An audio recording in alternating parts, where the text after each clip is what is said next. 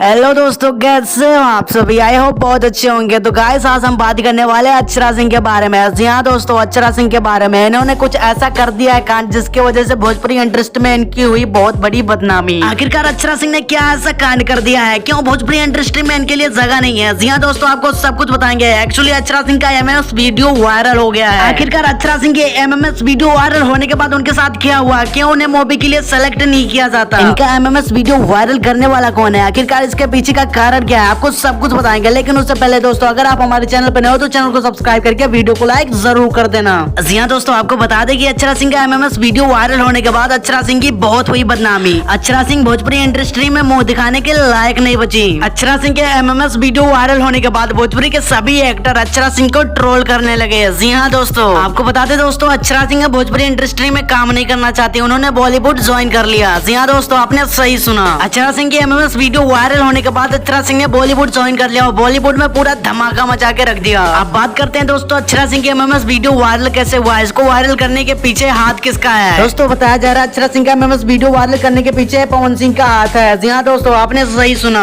अब क्या होगा अक्षरा सिंह का? वो भोजपुरी इंडस्ट्री में धमाल मचा पाएंगे या नहीं? आपको क्या लगता है दोस्तों? अपना राय हमें नीचे कमेंट बॉक्स में जरूर दीजिएगा। और दोस्तों, ऐसे वीडियो देखने के लिए हमारे चैनल को सब्सक्राइब करना ना भूले। जय हिंद, वंदे मातरम।